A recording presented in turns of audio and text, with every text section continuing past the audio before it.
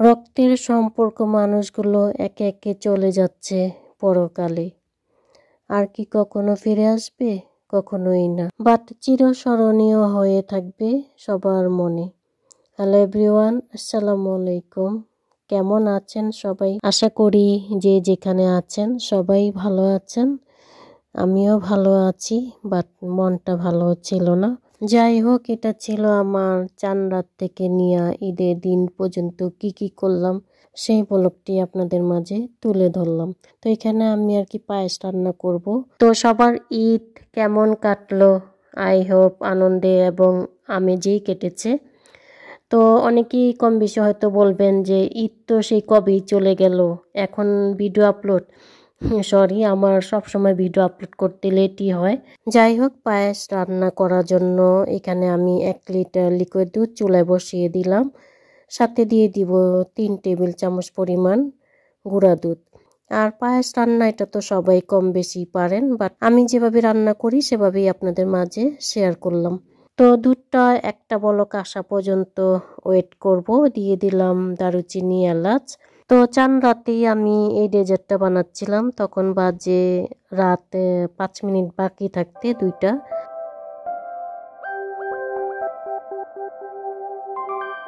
এই তো দুধ আমার প্রায় বলক আসার পর্যায়ে। আর এখানে একটা আম আমি ব্লেন্ডারে অলরেডি ব্লেন্ড করে নিলাম। তো আমটা তেমন একটা মিষ্টি ছিল না, টকই ছিল বলতে গেলে, তাই চিনি পরিমাণটা আমি আর কি বাড়িয়ে নিলাম। তো এখানে আমি এই কাপেরই 1.5 কাপ পরিমাণ চিনি দিলাম।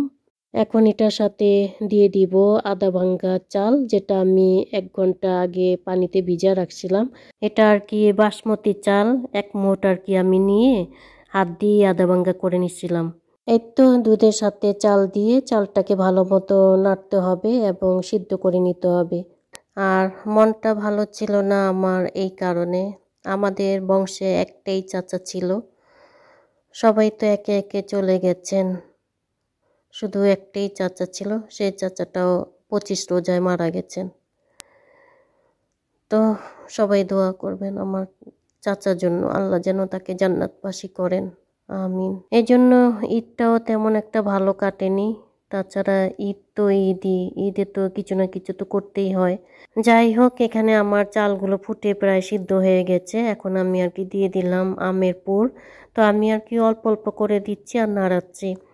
আর রাতে তো রান্না করতেছিলাম, তো রাতে তো এমনিতেও আলো কম থাকে, যার কারণে এক হাত দিয়ে ভিডিও করতেছি আর এক হাত দিয়ে আর কি রান্না করতেছি।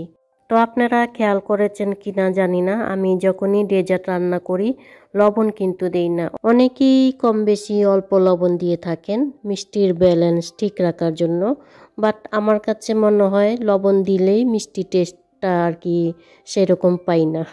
পায়েস রান্না করতে করতে ঘড়ির টাইম দেখি রাত 2:39। তো আমারও রান্না হয়ে গেছে, দেখতেই পাচ্ছেন আমার আমের পায়েসের ফাইনাল লুক। তো ঈদের দিন দেখা হবে, সেই পর্যন্ত গুড নাইট সবাইকে। তো এটা ছিল আমার ঈদের দিনের ব্লগ। সবাইকে বাসি ঈদ মোবারক। আর সেই সাথে সবাইকে জানাচ্ছি শুভ নববর্ষ। যাই হোক, এখানে আমি ঈদের জন্য রান্না করব শর্টকাট বিফ বিরিয়ানি। তো এখানে বিরিয়ানির জন্য মশলা রেডি করে রাখলাম, মরিচের গুঁড়া, জিরার গুঁড়া, গরম মশলার গুঁড়া, গোলমরিচের গুঁড়া, বিরিয়ানির মশলা, টেস্ট অনুযায়ী লবণ এবং দারুচিনি, এলাচ, তেজপাতা, পেঁয়াজ, আদা রসুনের পেস্ট, টক দই, সেই সাথে রান্নার তেল এবং কাঁচামরিচ দিয়ে ভালো মতন ম্যারিনেট করে ঘন্টা খানেকের জন্য রেখে দিব। তো এই ফাঁকে অনেক নিউ ফ্রেন্ড আমার চ্যানেলে ভিজিট করেছেন, আমাকে সাপোর্ট করে যাচ্ছেন, অনেক অনেক ধন্যবাদ আপনাদের সবাইকে। আর যারা পুরনো বন্ধু শুরু থেকেই আমাকে সাপোর্ট করে যাচ্ছেন, অনেক অনেক দোয়া এবং ভালোবাসা আপনাদের সবার জন্য।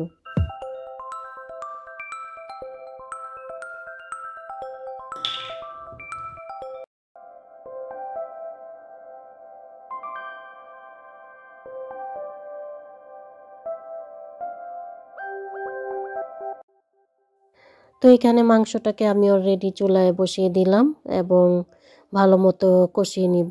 মাংস যত ভালোভাবে কষানো যায় আমাদের বিরিয়ানিটাও খেতে ততটা ইয়ামি হয়। এই তো মাংস আমার প্রায় কষানো হয়ে গেছে। আর আমি যে পাতিলায় মাংস রান্না করতেছি, তো মাংস তো আমার এখানে 1.5 কেজি পরিমাণ। তো আমি এই পাতিলায় আর কি পোলাও রান্না করুম। তো মাংসটাকে আমি অন্য একটা বাটিতে ঢেলে রাখলাম। এখন আর কি বিরিয়ানির জন্য দিয়ে দিলাম দারুচিনি, এলাচ, তেজপাতা, পরিমাণ মতো ঘি, পরিমাণ মতো পেঁয়াজ এবং আদা রসুনের পেস্ট দিয়ে পেঁয়াজটাকে ভালো মতন ব্রাউন করে নিব।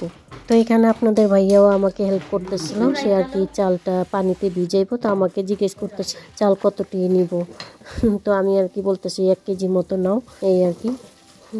তো এর তো আমার পেঁয়াজ ব্রাউন করা হয়ে গেছে, এরই ফাঁকে আপনাদের ভাইয়া চাল ধুয়ে এই তো ছেড়ে দিচ্ছে। তো বাসমতি চাল দিয়েই বিরিয়ানি রান্না করতেছে। তো ঘিয়ের সাথে চালটাকে ভালো মতন ভাজা ভাজা করে পানি দিয়ে দিব, ফুটন্ত গরম পানি আর কি। তো এখানে আমি আবার আপনাদের ভাইয়াকে বলতেছি কাঁচামরিচ দিলা না, তো সে আবার কাঁচামরিচ দিল এবং সাথে দিয়ে দিল আর কি পরিমাণ মতো লবণ। দুজন মিলেই আর কি রান্না করলাম। তো এখন আর কি ফুটন্ত গরম পানি দিয়ে দিব পরিমাণ মতো আর কি। আর এখানে আগেই বলেছিলাম যে আমার পাতিলটা ছোট হয়ে গিয়েছে পোলাও অনুযায়ী, তাই আপনাদের ভাইয়া আর কি বলতেছে 2 পাতিলা মিলায় রান্না করতে হবে। তো যেই কথা সেই কাজ, এই তো আপনাদের ভাইয়া অর্ধেক চাল আরেক পাতিলায় রাখতেছে। এখন চালের সাথে যে গরুর মাংসটা কষা রাখছি না, সেটা আর কি দিয়ে দিতেছে।